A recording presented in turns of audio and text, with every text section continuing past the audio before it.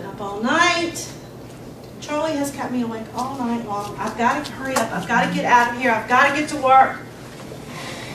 What are you doing? For God's sake, why do you have to act like this? We need to get out of here.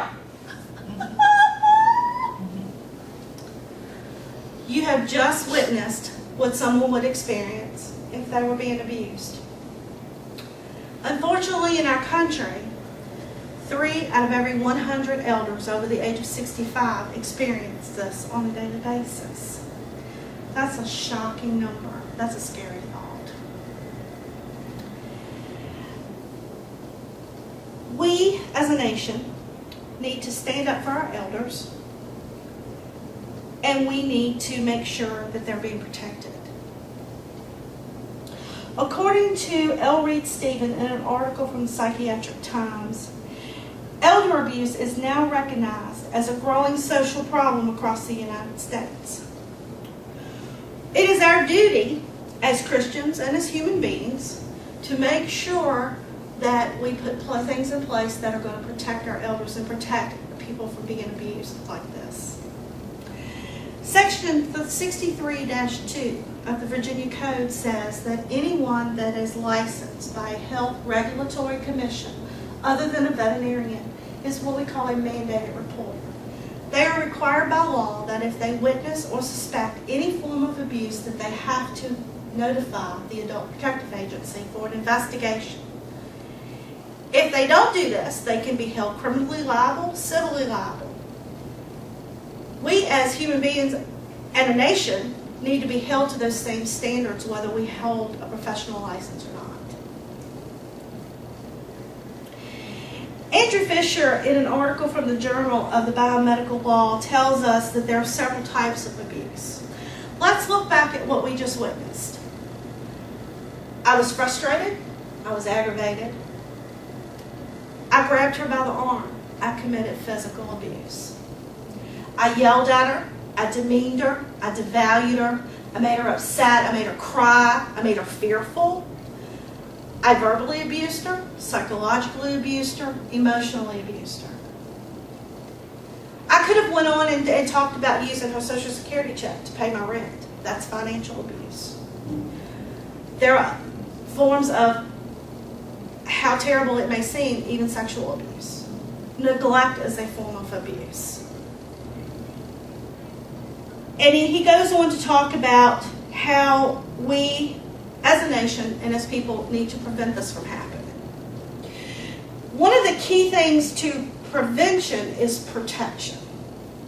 The National Committee on Elder Abuse suggests that we pass laws that will require criminal background checks for anybody that provides care, whether it be a private duty sitter or just somebody down the street.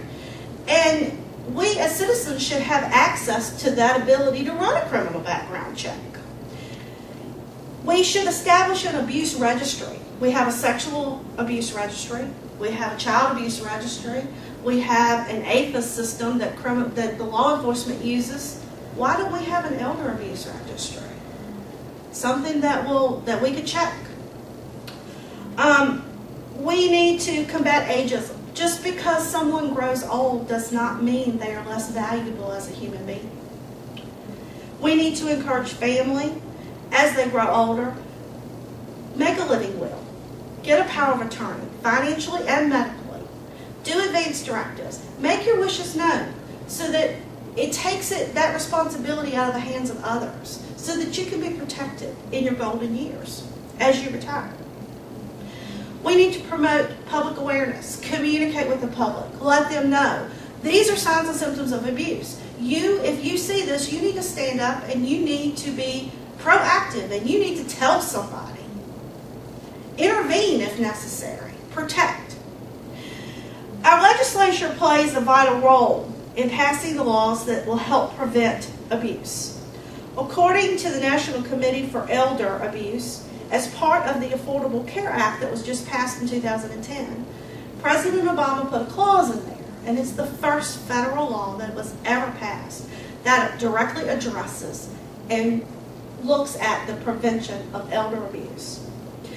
The law says that the federal government will provide resources to prevent, detect, treat, understand, intervene in, and prosecute elder abuse.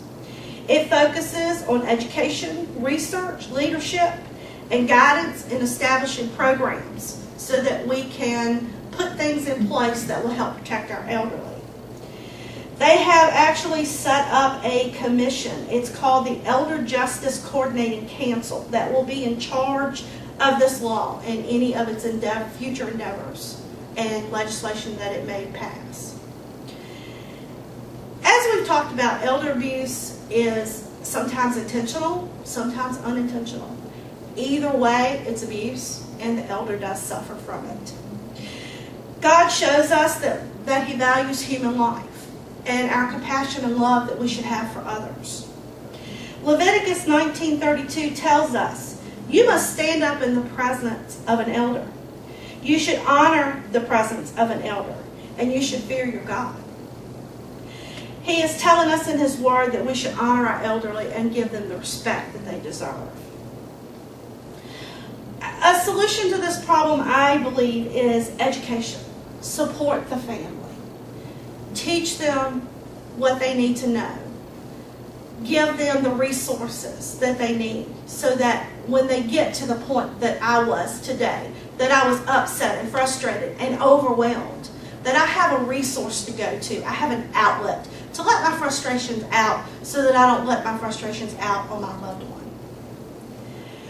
We need to make the public aware. We need to educate them. We need to pass laws and legislation to make sure that people that do commit these crimes are prosecuted, and they are prosecuted to the fullest extent of the law, not just slapped on the back of the wrist. I challenge you when you leave here today to think about what I've said. Think about someone that you know in your community that is struggling, that is helping to provide care to a loved one. Give an hour of your time, just 1 hour. Go to that person and say, go to the grocery store, go have your hair done, get your nails done. Let me watch Mom for 1 hour. Just take a break. You could save one person from being abused just by providing an hour of your time. Make sure that as a citizen, you have the right to vote. Make sure that when these laws come up, that you go out there and you vote. You vote to prevent and protect our elderly. And most of all, please, as you go out in our community, promote what God values: human life and compassion and love for